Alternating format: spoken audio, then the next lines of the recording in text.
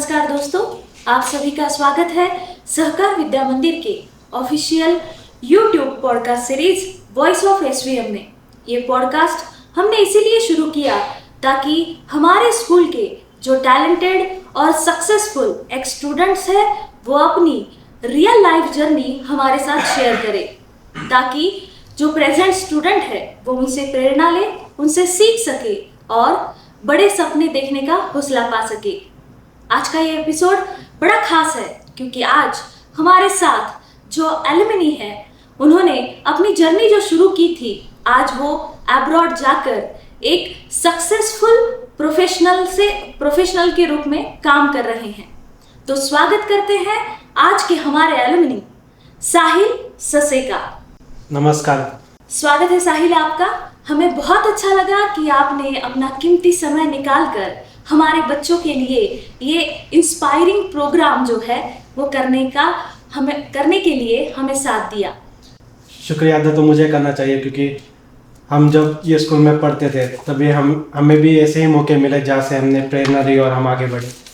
तो मुझे पॉडकास्ट पे बुलाने के लिए शुक्रिया। बहुत अच्छा लगा साहिल आपसे मिलकर। मेरा पहला प्रश्न आपसे ये था कि आपका सहकार विद्या मंदिर की जर्नी आपके यहाँ से शुरू हुई, लेकिन सहकार विद्या मंदिर का आपका एक्सपीरियंस कैसा रहा जब आप पहली दफ़ा सहकार विद्या मंदिर में आए?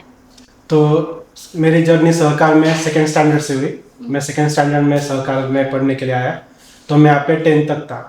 तो सहकार विद्या मंदिर का मैं ये बोलना चाहूँगा कि this is one of the best school इन बुल्ढाना। यहाँ पे आपको सब मिलेगा। यहाँ पे आपको अच्छे टीचर्स है, बेस्ट एजुकेशन है, सबसे बेस्ट स्पोर्ट्स फैसिलिटीज़ है और आपको यहाँ पे ग्रो करने के लिए बहुत सारे मौके मिलेंगे। तो यही चीज़ की वजह से मुझे इतना बड़ा प्लेटफॉर्म मिला, इतना बड़ा मोटिवेशन मिला और यही से मेरी जर्नी की शुरुआत हुई ही थी। मेरा आपसे ये सवाल है कि ऐसा कोई मोमेंट है आपके लाइफ का, सहकार विद्या मंदिर का, जो आप कभी भूल नहीं सकते और जिसने आपको मोटिवेट किया हो? सहकार विद्या मंदिर में सबसे बेस्ट जो है वो है टीचर्स और उनसे बढ़कर है चेयरपर्सन मैम, रिस्पेक्टेड भाई जी और रिस्पेक्टेड डॉक्टर सर। उन्होंने ये प्लेटफॉर्म दिया है हमें। इतनी बड़ी स्कूल, इतनी सारी फैसिलिटीज़ आपको कहीं नहीं मिलेगी। तो ये सबसे बेस्ट चीज़ है मैं बताना चाहूँगा। और मोमेंट तो ऐसे बहुत सारे हैं क्योंकि यहाँ पे आपको फ्रेंड्स सर्कल अच्छा मिलता है, टीचर्स आपके यहाँ पे बेस्ट है जो आपको बहुत अच्छे से ट्रीट करते हैं, बहुत अच्छे से सिखाते हैं और यहाँ पे एक हेल्दी कंपटीशन है। आप चाहे स्पोर्ट्स ले लो, एजुकेशन ले लो, एग्जाम्स ले लो, तो यहाँ पे आपका जो ऐसा एनवायरनमेंट क्रिएट हुआ है कि आप मोटिवेट होते हो ऑटोमेटिकली कि आप बेहतर करें जो है। और आपके दोस्त भी यहाँ पे एक हेल्दी कंपटीशन बनाए रखते हैं जिसकी वजह से आपको और एक मोटिवेशन मिलता है कि आप आगे बढ़ो और अच्छा कुछ करो लाइफ में। हाँ, लेकिन जैसे कि अभी आपका जो पड़ाव है, आप उम्र के जिस पड़ाव पर है और आपने जो सक्सेस पाई है उसी को लेकर ऐसा कोई मूवमेंट हो कि जिसने आपको प्रेरित किया हो कि हाँ, सहकार विद्या मंदिर के बाहर जाकर मुझे ये करना है, वो करना है, और एक सफल विद्यार्थी के तौर पर आज हम आपको देखते हैं, एक प्राउड एलुमनी हमारे सामने है? तो ऐसा तो जब मैं 9th और 10th में था तो यहाँ पे कुछ सेमिनार्स हुए थे जो हमारे प्रीवियस एलुमनी आए थे, अभी उनका मुझे नाम याद नहीं है। तो उन्होंने हमें बहुत सारे कुछ चीज़ें बताई थी। एक जो हमारी एलुमनी थी वो यूके में बायोटेक्नोलॉजी में जॉब करती थी, तो उनका एक सेमिनार हुआ था 10th स्टैंडर्ड में। तो उनसे भी हमें थोड़ा मोटिवेशन मिला कि बाहर भी अपॉर्चुनिटीज़ है, आप ट्राई कर सकते हो। ये सब चीज़ें हमको वहाँ से भी सीखने मिली। और जब मैं 5th में था तो हमारे एक नेबर थे, उनका बेटा यूएस में माइक्रोसॉफ्ट में था, तो वहाँ से मुझे ज़्यादा मोटिवेशन मिला कि बड़े होकर अब्रॉड जाना है। तो ऐसे 2-3 चीज़ें मिल के आई तो फिर और मोटिवेशन मिला।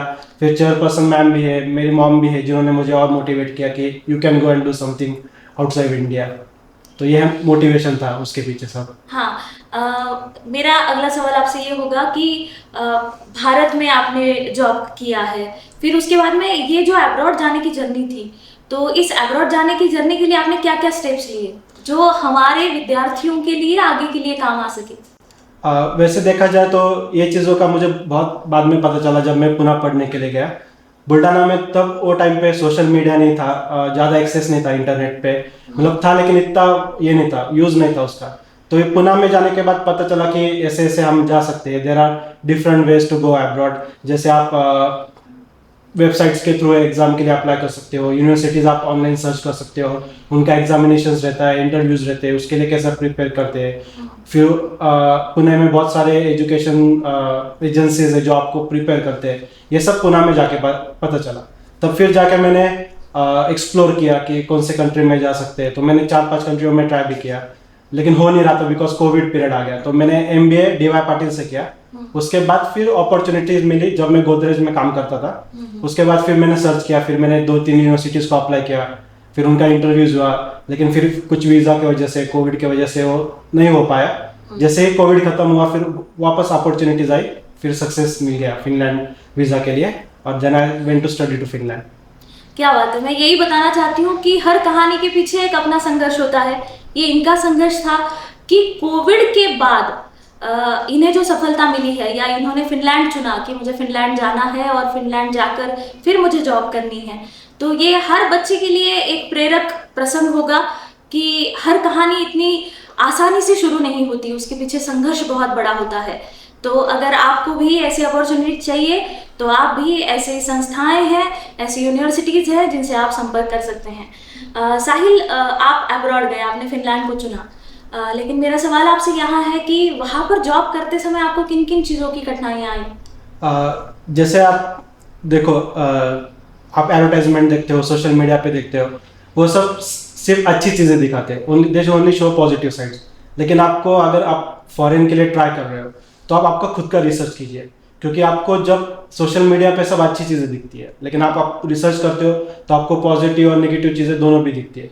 तो उसके हिसाब से आप आपको प्रिपेयर कर सकते हो। जब मैं फिनलैंड के लिए मेरा सिलेक्शन हुआ, मैं यूनिवर्सिटी पढ़ने के लिए गया, तो मैंने मेरा खुद का रिसर्च किया कि वहाँ पे कठिनाइयाँ क्या आएगी, क्या प्रॉब्लम्स है, लैंग्वेज बैरियर कितना बड़ा है, जॉब अपॉर्चुनिटीज़ कहाँ है, कौन सा सेक्टर बूम कर रहा है, कौन सा सेक्टर डाउनफॉल में है फिलहाल। ये सब मैंने पहले पढ़ लिया, क्या है क्या नहीं।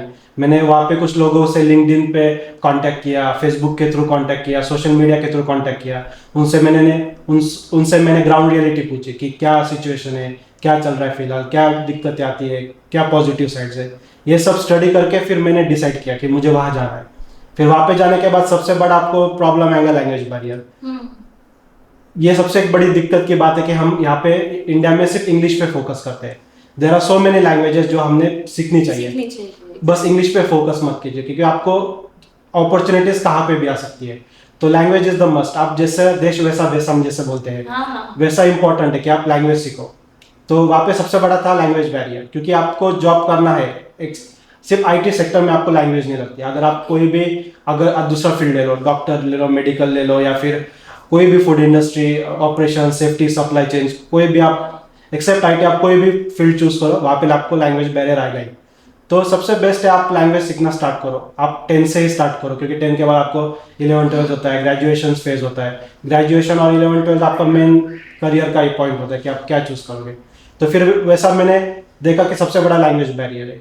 एजुकेशन है, लेकिन आपको सिर्फ एजुकेशन में ही इंग्लिश बोली जाती है, जहाँ पे यूनिवर्सिटीज हो या फिर पब्लिक प्लेसेस हो, वहाँ पे आपको इंग्लिश आती है, उनको भी आती है, वो सब चल जाता है। लेकिन जॉब एनवायरनमेंट में उनको लैंग्वेज चाहिए, वहाँ की लैंग्वेज आनी चाहिए, वहाँ की लैंग्वेज आनी चाहिए, क्योंकि वो उनको बहुत इंपॉर्टेंस देते हैं। वो अपने कल्चर को, अपनी लैंग्वेज को बहुत इंपॉर्टेंस देते हैं। तो आप जब जा रहे हो तो वो देखिए, आपको लैंग्वेज आनी चाहिए, और आप एक्स्ट्रा स्किल्स डेवलप करो। आप सिर्फ यहाँ पे लेके जाओगे कि देखो मेरे पास डिग्री है, उससे काम नहीं बनेगा।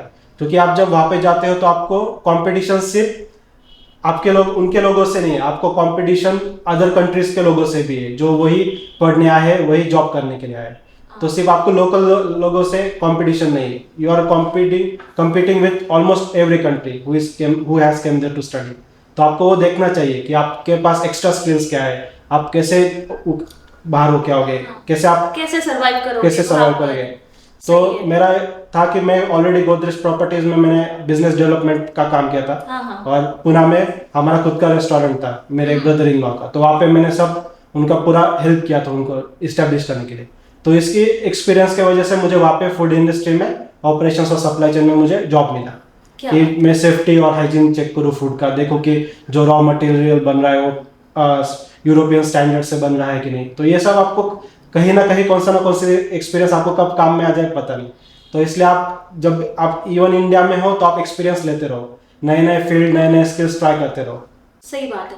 जैसे कि आपने अभी कहा कि आप जो है वो फिनलैंड में होकर आए हैं, तो वहाँ लैंग्वेज बैरियर बहुत है। यस, लैंग्वेज जैसे बैरियर। कि इंडिया में अधिकतर लोग अंग्रेजी को ज़्यादा प्राधान्य देते हैं, तो वहाँ पर कौन सी भाषा बोली जाती है? वहाँ पे उनकी लैंग्वेज फिनिश है। और आपने सीखी? मुझे पूरी नहीं आती, लेकिन मैं समझ सकता हूँ और ऑफिशियल बोल सकता हूँ, लेकिन ऐसा फ्रेंडली कॉन्वर्सेशन या इनफॉर्मल कॉन्वर्सेशन के लिए इतना नहीं आती है अभी तक। हाँ, अभी तक नहीं आती, लेकिन जितनी काम की है काम की उतनी उतनी पूरी आती है। हाँ। सही बात है। ये बहुत समझने वाली बात है हर विद्यार्थी को कि अगर आप अपना देश छोड़कर कहीं जा रहे हो तो वहाँ की भाषाएं सीखना बहुत जरूरी है। कि अगर हमारे विद्यार्थी इन केस जाना चाहे विदेश में, तो उन्हें हमें ये पता होना चाहिए कि वहाँ की लोकल भाषाएं कितनी महत्वपूर्ण होती है खुद को एस्टैब्लिश करने में। और मेरे ख्याल से आपके साथ, मेरा अगला सवाल यही होगा कि आपके साथ भारत के कितने लोग हैं, इंडिया के? अभी तो फिनलैंड का इंडियन पॉपुलेशन ऑलमोस्ट 3,500 के आसपास है, इंक्लूडिंग फैमिलीज एंड स्टूडेंट। तो मेरे साथ तो अभी सिर्फ फिलहाल तो मेरे जहाँ पे मैं वर्क करता हूँ वहाँ पे तो only 3 people are from India. अच्छा। बाकी तो हमारा पूरा क्रॉस कल्चर है। लोकल लोग भी है फिनिश, कोई श्रीलंका से है, कोई बांग्लादेश से है, कोई पाकिस्तान से है, and some are from Vietnam and other countries also. तो पूरा क्रॉस कल्चर वर्क है, बट लोकल लोग ज़्यादा है। लोकल लोग आपके साथ, माने वहाँ के फिनलैंड के? फिनलैंड के। अच्छा, उनके कल्चर में और हमारे कल्चर में, उनके रहन सहन में क्या फर्क लगा आपको? उनका स्टैंडर्ड ऑफ लिविंग बहुत high. In case of standard of living मतलब ये नहीं बोलना चाहता कि उनके पास 4 गाड़ियाँ है, बड़ा बंगला है, लेकिन उनकी जो सोच है वो बहुत बड़ी है as compare to like India में। इंडिया में अपना कल्चर बहुत अलग है। स्टैंडर्ड ऑफ लिविंग मतलब बड़ी गाड़ी, बड़ा घर, ये है। उनके पास वैसा नहीं है। उनके पास घर सही है, लेकिन उनका सोच बहुत बड़ी है कि जो है उसमें जियो, मोमेंट में जियो, दूर की ज़्यादा सोचो मत, लाइफ एंजॉय करो। Because Finland is the happiest country in the world, continue from 4 years। तो उसका एक यही रीज़न है कि वहाँ के लोग बहुत आराम से लाइफ जीते हैं। हाँ। रश नहीं, टेंशन नहीं। और कल्चरल डिफरेंस ये है कि उनका ज़्यादा मतलब सोशल लाइफ है, लेकिन एक्स्ट्रा नहीं है। उनका स्मॉल ग्रुप, उनके 4-5 दोस्त, 4-5 फैमिली मेम्बर, वैसी उनकी लाइफ है। तो ज़्यादा घुल मिलते नहीं है, थोड़ा टाइम लगता है। लेकिन आप मतलब जैसे इंडिया में आप देखो तुरंत दोस्त बन जाते हैं, वैसे वहाँ पे नहीं है। वहाँ पे वो थोड़ा टाइम लेते हैं लोगों को जानने के लिए, फिर उनके सर्कल में आने के लिए। तो एक वो बड़ा बहुत अलग लगता है जब आप इंडिया से जाते हो, जहाँ पे आप 2 मिनट में दोस्त बनाते हैं, वहाँ पे बहुत टाइम लगता है दोस्त बनाने के लिए।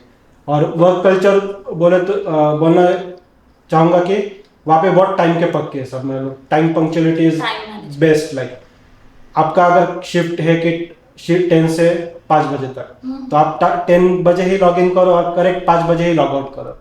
उस दर ऐसा नहीं कि आप 5 मिनट एक्स्ट्रा रुक लिए, या फिर अगर इमरजेंसी हो, अगर आप एक्सटेंड कर रहे हो तो आपको हर एक मिनट का पैसा मिलता है वहाँ पे काम करने का। तो वहाँ पे वो भी बहुत बेस्ट चीज़ है एज कम्पेयर टू इंडिया। और एचआर का जो कनेक्शन है अपने एम्प्लॉयज़ के साथ, वो भी बहुत बेस्ट है।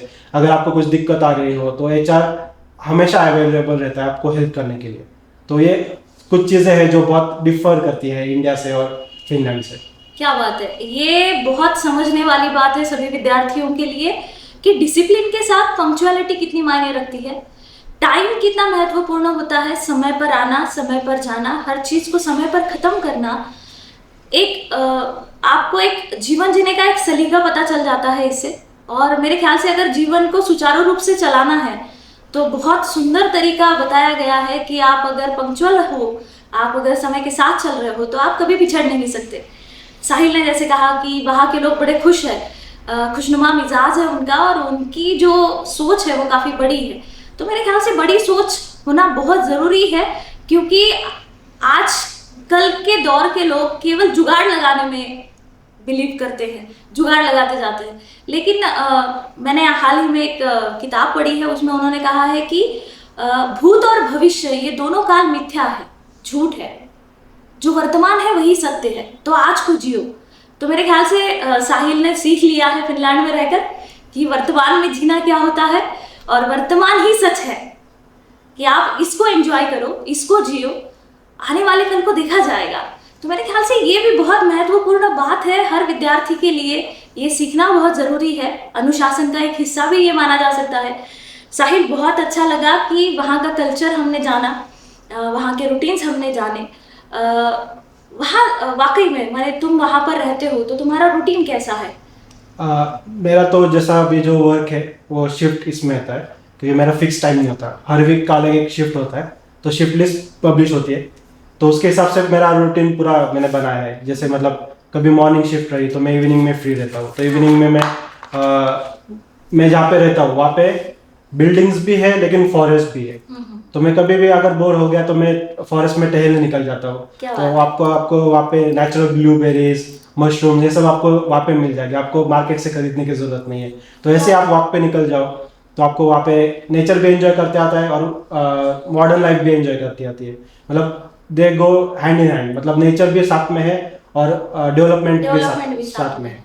तो ये बहुत अहम हिस्सा है कि वो दोनों को बराबर बनाए हुए है, संतुलन साधा हुआ है उन्होंने कि आप न्यू एरा के साथ भी चलो, साथ ही में अपनी संस्कृति को मत छोड़ो। तो ये बहुत अहम चीज़ है कि हमें भी अपनी संस्कृति को छोड़ना नहीं चाहिए। वो है तो हम हैं, उसका वजूद है तो हमारा वजूद है। तो मेरे ख्याल से ये भी बड़ी महत्वपूर्ण बात है। तो ये भी सीखने जैसी बात है, हर भारतवासी को ये सीखना चाहिए कि हमारी जड़ें जो है वो हमारी संस्कृति से है और संस्कृति हमसे जुड़ी रहे और हम संस्कृति से जुड़े रहे तो तरक्की ज़रूर होगी। थैंक यू सो मच साहिल, बहुत अच्छा लगा। लेकिन मेरा ये सवाल था कि अभी जो आप तकरीबन 2-3 सालों से फिनलैंड में 3 साल हो गए आपको, तो आपकी फील्ड में आपकी जो जॉब ग्रोथ थी तो आपकी सक्सेस की क्या रही है? आपने कैसे उसमें अभी तक आप मैंने 3 साल आपने कंप्लीट किए फिनलैंड में, हमने तो ये भी सुना है कि आप वापस भी नहीं आना चाह रहे। नहीं, वापस आने का तो सवाल नहीं है फिलहाल। वहाँ पे सबसे बेस्ट चीज़ अगर आपको ग्रोथ करनी है तो सब 3 चीज़ें बहुत इंपॉर्टेंट है। टाइम पंक्चुअलिटी, आप टाइम पे आओ, टाइम पे जाओ। सेकंड है कि आपका वर्क इथिक्स क्या है, कैसा है, आप सिर्फ काम पे ध्यान दे रहे हो तो आप आगे बढ़ोगे, क्योंकि आप अगर आप काम छोड़ के सब बाकी चीज़ें करोगे तो वहाँ पे आपको ग्रोथ नहीं है, क्योंकि वहाँ पे लोग यही देखते हैं कि आप काम कितना अच्छा करते हो।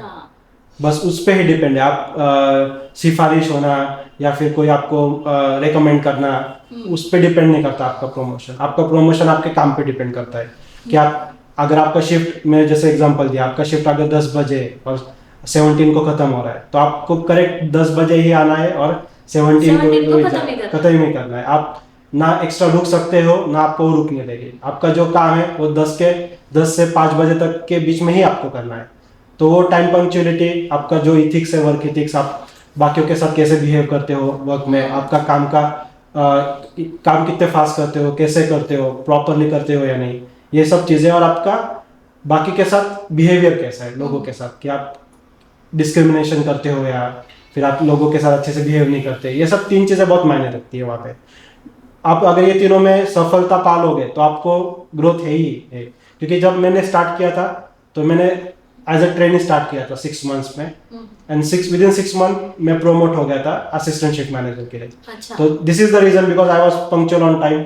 मेरा काम से काम था, मैं आधा था, मेरा खुद का काम करता था, प्रॉपरली करता था, कोई शॉर्टकट नहीं, कोई जुगाड़ नहीं। क्या बात, प्रॉपरली करो, क्योंकि वो आपको देखते हैं, आपको रूटीन देखते हैं, आपका वर्क फॉलो करते हो कि आप जब शिफ्ट आप हैंड ओवर करते हो तो आप शिफ्ट में क्या क्या करते हो, क्या एक लिस्ट रहता है, डिजिटल लिस्ट, वहाँ पे वो सब आपको मेंशन करना पड़ता है कि मैंने ये आवर में ये किया, ये आवर में ये किया, मैंने ये चीज़ें चेक की, ये चीज़ें नहीं की। तो ये सब आपका मॉनिटर होता है वहाँ पे। तो ये बहुत इंपॉर्टेंट है कि आप आपका काम ठीक से करो, सबके साथ अच्छे से रहो और टाइम पंक्चुअल रहो। इसके यही आपको आगे लेके जाएगा आउट ऑफ इंडिया, जो आप कहीं जॉब के लिए जाते हो तो। हाँ, जॉब आप कहीं भी करें, किसी भी देश में करें, लेकिन आपके काम के प्रति निष्ठा बहुत आवश्यक होती है। आप अपना काम कितना सुचारू रूप से करते हैं, उसके प्रति आपका डेडिकेशन कितना है, आप कितने अच्छे तरीके से करते हो। मेरे ख्याल से उसके लिए चाटुकारिता, जुगाड़ लगाना, इसकी ज़रूरत नहीं पड़ेगी। आप सक्सेस ज़रूर होंगे, आप कामयाब ज़रूर होंगे। और ये साहिल के एक्सपीरियंस से हमें पता ही चल ही गया है कि ये अगर सक्सेस की हो सकती है किसी के जीवन की, तो वो अपने काम के प्रति निष्ठा। साहिल अगर 6 महीने में ग्रोथ पा सकते हैं तो मेरे ख्याल से हर एक व्यक्ति जो है अगर अपने काम के प्रति निष्ठा रखता है तो निश्चित तौर पर उसकी ग्रोथ अवश्य होनी है। साहिल, अंतिम सवाल आपसे कि क्या गोल्डन एडवाइस दोगे आप हमारे विद्यार्थियों को? अभी जो भी है 9-10 में, क्योंकि 9-10 के बाद ही हम करियर के बारे में सोचते कि 11-12 में क्या करना है, तो मैं यही बोलना चाहूँगा कि आप एक्सप्लोर कीजिए। आपके पास इंटरनेट है, तो वीडियोस ना देखने के अलावा आप एक्सप्लोर कीजिए, आप यूनिवर्सिटीज़ को चेक कीजिए, आपको क्या फील्ड में इंटरेस्ट है आप वो ढूंढ लीजिए। फिर 11th-12th में या ग्रेजुएशन फेज में मैं तो यही रिकमेंड करूंगा कि आप 11 अगर आपको जाना ही है आउट ऑफ इंडिया तो आप 11th-12th के बाद ही जाइए ग्रेजुएशन के लिए। तो वहाँ पे आपको एक बेनिफिट मिलता है कि आपको लैंग्वेज सीखने का मौका मिलता है, लोगों के साथ घुलने मिलने का मौका मिलता है, तो ये आपको आसानी जाएगा आगे जाके। क्योंकि मैं मास्टर्स में गया था तो मुझे सिर्फ 1 साल मिला सर पढ़ने के लिए, लैंग्वेज सीखने के लिए, तो वो बहुत डिफिकल्ट हो जाता है। अगर आप प्रिपेयर कर रहे हो तो आप 12th से ही प्रिपेयर करो, आप यूनिवर्सिटीज़ ढूंढो। पूना में बहुत सारे एजुकेशनल एजेंसीज है जो आपको हेल्प करते हैं इस चीज़ों में। वो आपको कॉस्ट मतलब आपसे कोई पैसा नहीं लेते हो, आपको सिर्फ यूनिवर्सिटीज़ के उनके टाइप रहते हैं, वो आपको पूरा इंटरव्यूज और वो करवा के लेते हैं। तो आप वो एक्सप्लोर कीजिए, आप अपॉर्चुनिटीज़ एक्सप्लोर कीजिए, आप लैंग्वेज सीखिए apart from English, Hindi and Marathi. Go for other languages, German, French, जो भी कंट्रीज अभी डेवलप करी उसकी आप लैंग्वेज सीखिए। ये सब चीज़ें बहुत इंपॉर्टेंट है। आप सोचोगे कि मैं ग्रेजुएशन में करूँगा, मास्टर्स में करूँगा, तो मेरी माने आपको टाइम नहीं मिलता है। यही करेक्ट वक्त है कि आप एक्स्ट्रा कोरिकुलर एक्टिविटीज़ में पार्ट लें और अच्छी चीज़ें सीखें जो आपको आगे जाके बहुत हेल्प करेगी। तो यही मेरा गोल्डन एडवाइस रहेगा। थैंक यू सो मच साहिल। मेरे ख्याल से साहिल ने आज हमें जो भी बातें बताई है या उनका जो भी रियल लाइफ जर्नी थी, जो हमारे साथ उनके सक्सेस की स्टोरी साझा की है, तो उससे मैं आपको यही बताना चाहूँगी कि ये हमारे प्रेजेंट स्टूडेंट के लिए एक प्रैक्टिकल रोड मैप होगा, उनका ये जो एक्सपीरियंस है। थैंक यू सो मच साहिल। सहकार विद्या मंदिर की ओर से मैं दिल से तुम्हारा धन्यवाद देती हूँ कि तुमने इतने सुंदर तरीके से अपना एक्सपीरियंस हमारे साथ साझा किया। मेरे ख्याल से तुम्हारी ये जो कहानी है हमारे प्रेजेंट स्टूडेंट्स के लिए एक प्रेरणादायी रहेगी और हर बच्चे को मोटिवेट करेगी, क्योंकि बड़े सपने देखने का तो हर किसी को शौक होता है। बड़े सपने देखने चाहिए, पूरे ज़रूर होंगे, बस डेडिकेशन बहुत आवश्यक है। अन्य भी हम इंस्पायरिंग एपिसोड आपके लिए लेकर आएंगे। Thank you so much. अगले एपिसोड के लिए तैयार रहिएगा। बहुत बहुत धन्यवाद।